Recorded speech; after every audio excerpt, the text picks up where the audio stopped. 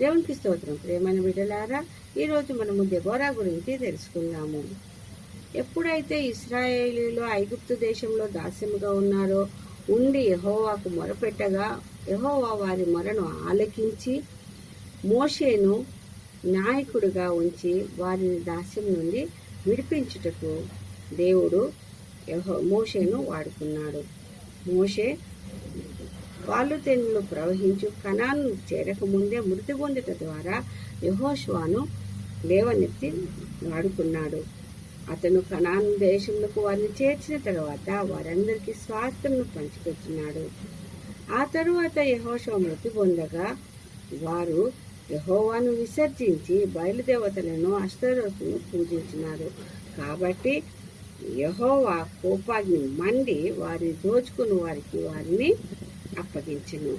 ఎప్పుడైతే తిరిగి మరలా వారి మొరపెట్టినారో వారిని రక్షించుటకు దేవుడు న్యాయాధిపతులను ఏర్పాటు చేసినాడు. అయితే వీరు వారి ఇశ్రాయేలీయుల పక్షముగా ఉండి యుద్ధములను జరిగించి వారికి నెమ్మదిని కలిగించేవారు. ఇశ్రాయేలీయులకు నడిపించుటకై వారికి న్యాయములను తీర్చుటకై వారికి నెమ్మది కలిగి జీవించుటకై దేవుని యొక్క జ్ఞానమును కలిగి దేవుడి యొక్క ఉద్దేశమును తెలుసుకొని వారు నడిపించేవారు. అయితే ఆ విధంగా మొదటిగా ఒత్నీయేలుని, రెండవదిగా ఏహూదును దేవుడు న్యాయాధిపతులుగా ఉంచాడు. మూడవదిగా దెబోరాను దేవుడు న్యాయాధిపతిగా పుట్టించినాడు. అయితే ఆమెను దేవుడు బైబిల్లో లప్పిదోతునకు భార్య అయిన దెబోరా అని పిలిచినాడు. అంటే మనము ఒకసారి ఆలోచించాలి.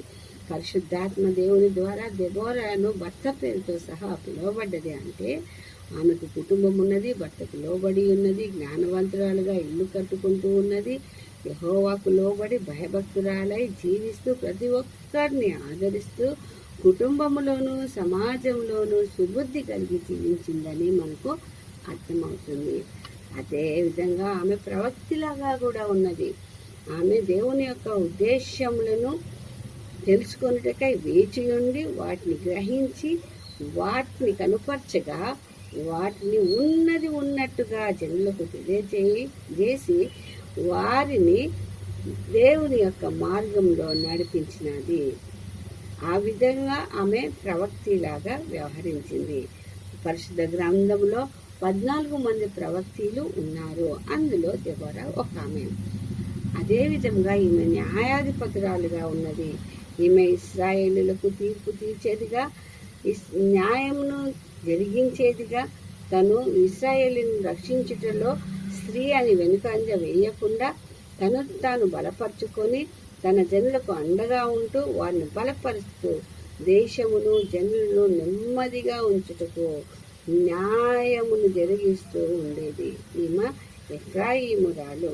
కఠినాత్ముడైన సిసేరా యుద్ధము చేయుటకు చేసినప్పుడు తన ప్రజలకు నెమ్మదిని కలుగజేయుటకు ఈమె ముఖ్యమైన పాత్రను వహించింది. ఆ ముఖ్యమైన పాత్రను వహించుటలో బారాకు ప్రోత్సాహం కలిగించి ఆమె యెహోవా నీ చేతికి అతన్ని అప్పగిస్తాడని సెలవీయలేదా? నువ్వెందుకు వెనుకంజ వేస్తున్నావు? నువ్వు ముందుకు నడవమని అతనికి ప్రోత్సాహపరిచింది.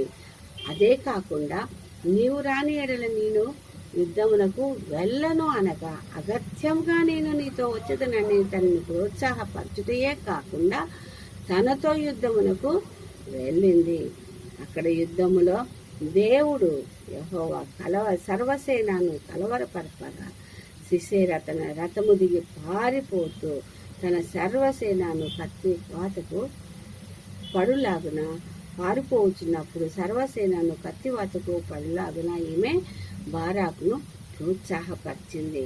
ఎప్పుడైతే ఈ సిసేరా రథము నుండి దిగి పారిపోయినాడో అతను కనానీయుడైన హేబేదు భార్య అయిన యాయేలు గుడారమునకు పారిపోయి ఆమెను కొంచెం నీళ్లు ఇవ్వమనగా ఆమె పాలును ఇచ్చి అతను ఆ పాలు త్రాగి గాఢ నిద్ర కలిగి ఉండగా గుడారపు మేకును సుత్తతో అతని ఘనతను దిగగొట్టగా అతడు చచ్చినాడు.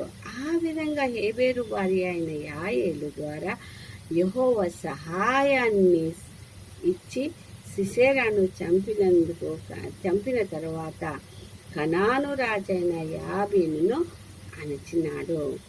ఈ విధంగా దెబోరా స్త్రీ అయినప్పటికీ పట్టుదల కలిగి ధైర్యం కలిగి వెనుకంజ వేయకుండా దేశ జనులను ప్రోత్సహిస్తూ దేశం యొక్క సుఖశాంతులకు పాటుపడ్డది. అదేవిధంగా ఆమె నీతిమంతురాలుగా ఉన్నది. ఆమె ఏ విధంగానైతే కీర్తనలో వ్రాయబడ్డదో, ఖర్జూర వృక్షము మోవు వేయున్నట్లు నీతిమంతులు తమ నీతిని కలిగి ఉంటారు అని రాయబడ్డదో, అదేవిధంగా ఈమె తన నీతి న్యాయములను కలిగి ఉండి తను అక్కడికి వచ్చే ప్రతి ఇశ్రాయేలీయులకు నీతి న్యాయములతో తీర్పును ఇచ్చింది ఆమె. కాబట్టి ప్రతి ఒక్కరూ ఆమె వద్దకు నీతిని కూర్చి తెలుసుకొనుటకై తన వద్దకు వచ్చేవారు. ఆమె సరళ వృక్షము కింద కూర్చొని వారికి న్యాయమును తీర్చేది. ఆ విధంగా న్యాయమును తీర్చుటకు ఆమె ఇష్టపడది. తన ఆలోచనలు, మనసును, జ్ఞానమును దేవుని జ్ఞానమును కలిగి, ఆమె జ్ఞానము కాకుండా దేవుని జ్ఞానము కలిగి దేవునికి విధేయురాలై జనులకు న్యాయములను తీర్చేది. న్యాయమును తీర్చుటకై ఆమె అక్కడ సరళ వృక్షం కింద కూర్చున్నది. అదే కాకుండా తను సుబుద్ధి కలిగి స్తుతించే స్త్రీగా కూడా ఉన్నది.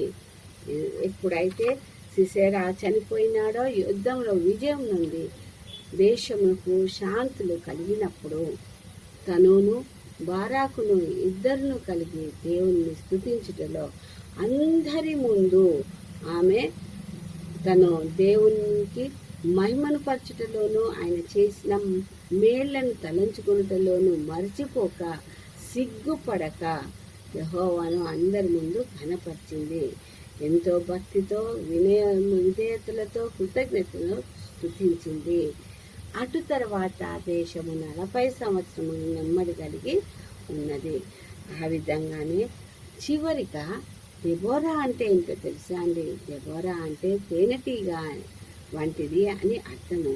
తేనెటీగ ఎంతో కష్టపడి ఒక్కొక్క పుష్పం వద్దకు వెళ్ళి మకరందమును తీసుకొని వచ్చి ఎంతో అందమైన తేనె చెట్టును కట్టుతాయి. ఎంతో తెలివిగా, సహనముతో మరియు ఎంతో మధురమైన తేనెను ఎంతో బలమైన ఆహారముగా మనకు అందిస్తుంది. తేనెను తిని మనము ఆనందిస్తాము. అలాగే దెబోరా కూడా అమ్మలాగా ప్రతి ఒక్కరిని ఆదరించేదిగాను, తన బిడ్డలుగా వారిని చూస్తూ వారికి శాంతి సమాధానాలను కలుగచేయుటకై తను ఎంతో ఓర్పుతో నీతిమంతురాలుగా, జ్ఞానవంతురాలుగా, గుణవంతురాలుగా, సుబుద్ధి కలిగినదై, ధైర్యము కలిగినదై ప్రతి ఒక్కరిని ప్రోత్సాహపరుస్తూ దేశమునకు జనులకు నిమ్మలమును నెమ్మది కలుగునట్లుగా యెహోవా యందు భయభక్తులు కలిగి విధేయతలు కలిగి ఆమె జీవించుటయే కాకుండా ప్రతి ఒక్కరూ ఆ మార్గంలో నడుచుటకు ఆమె వారిని ప్రోత్సాహపరిచింది, వారిని నడిపించింది. ఆ విధంగా యెహోవాకు మహిమ కలుగులాగున ఆమె జీవించింది. ఆ విధంగా మనము కూడా సుబుద్ధి కలిగి విధేయతలను కలిగి మనము కూడా దేవుని యొక్క మహిమను చాటు వారిలాగా జీవించుటకు ప్రతి ఒక్కరికి మనము ప్రోత్సాహపరిచేవారిగా, సహకరించేవారిగా మనము కూడా జీవించలాగున దేవుడు తన పరిశుద్ధాత్మతోడు సహాయాన్ని మనకు అనుగ్రహించును గాక. ఈ కొద్ది వాక్యము దేవుడు దీవించును గాక. ఆమేన్, ఆమేన్, ఆమేన్.